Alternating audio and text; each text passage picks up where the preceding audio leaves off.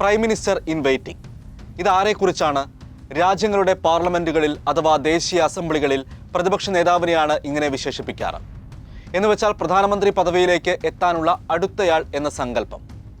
നമ്മുടെ രാജ്യത്തും അതങ്ങനെയാണ്. ഇത് ഔദ്യോഗിക രേഖകളിലൊന്നും പറയുന്നതല്ല, ഇങ്ങനെ വിശേഷിപ്പിക്കുന്നത് മാത്രം.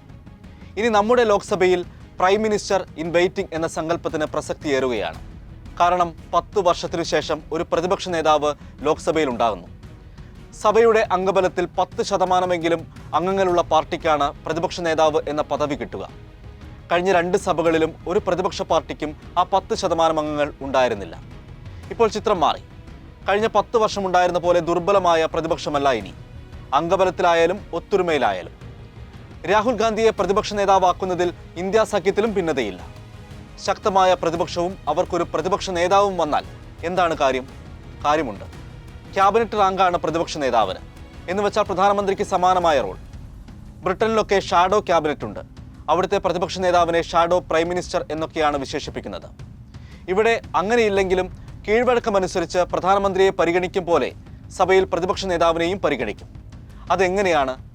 സഭയിൽ എപ്പോൾ വേണമെങ്കിലും പ്രതിപക്ഷ നേതാവിന് എഴുന്നേറ്റ് നിന്ന് സംസാരിക്കാം. അതിനുള്ള സമയം സഭാനാഥനായ സ്പീക്കർ നൽകാറുണ്ട്.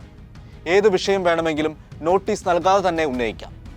കഴിഞ്ഞ കാലങ്ങളിലൊക്കെ പ്രധാനമന്ത്രി നരേന്ദ്രമോദി പതിവായി ലോക്സഭയിൽ എത്താത്തത് പലപ്പോഴും വിമർശനത്തിന് കാരണമായിരുന്നു. പ്രതിപക്ഷം ഇതിലൊക്കെ ബഹളം വെച്ചിട്ടുണ്ട്. ഇനി പ്രതിപക്ഷ നേതാവിന് ഇക്കാര്യം സഭയിൽ എഴുന്നേറ്റ് നിന്ന് ഉന്നയിക്കാം. വേണമെങ്കിൽ സ്പീക്കർക്ക് പ്രധാനമന്ത്രിയെ വിളിച്ചു വരുത്തുകയും ചെയ്യാം. അങ്ങനെയൊക്കെ നടക്കുമോ എന്നത് വേറെ കാര്യം. അപ്പോഴും ഒന്ന് പറയട്ടെ, ഇതൊന്നും സഭാ റൂളുകളിൽ എഴുതപ്പെട്ടതൊന്നുമല്ല, കീഴ്വഴക്കങ്ങൾ മാത്രം. 18ാം ലോക്സഭയുടെ ആദ്യ സമ്മേളനം ആരംഭിക്കുമ്പോൾ കഴിഞ്ഞ 10 വർഷവും നമ്മൾ കണ്ടിട്ടില്ലാത്ത സഭയാകും ഇനി. പ്രതിപക്ഷ നേതാവും ശക്തമായ പ്രതിപക്ഷവും ഉള്ളൊരു സഭ.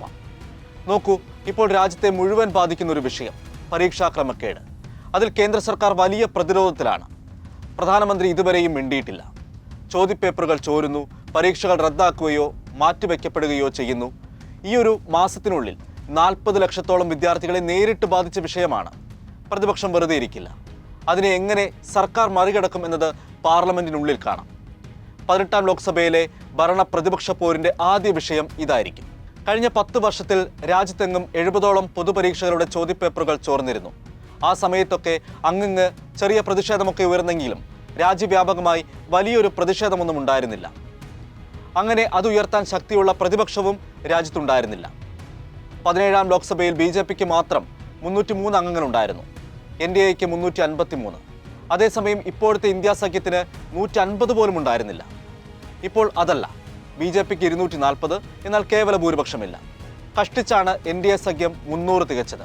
എന്നാൽ ഇന്ത്യ സഖ്യത്തിനോ 240ഓളം അംഗങ്ങളുണ്ട്. നാളിതുവരെ സർക്കാരുകൾ പലതും വന്നു പോയെങ്കിലും നമ്മൾ ഓർത്തിരിക്കുന്ന ശക്തരായ എത്ര പ്രതിപക്ഷ നേതാക്കൾ ഉണ്ടായിട്ടുണ്ട്?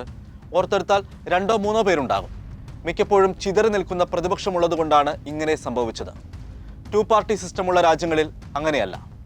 ഏതായാലും നേരത്തെ പറഞ്ഞതുപോലെ അംഗബലത്തിൽ ശക്തമായ പ്രതിപക്ഷമാണ് ഇപ്പോഴുള്ളത്. അതിനാൽ സർക്കാരിന് പ്രതിപക്ഷത്തെ മറന്ന് കടന്ന കൈയൊന്നും ചെയ്യാനുമാകില്ല.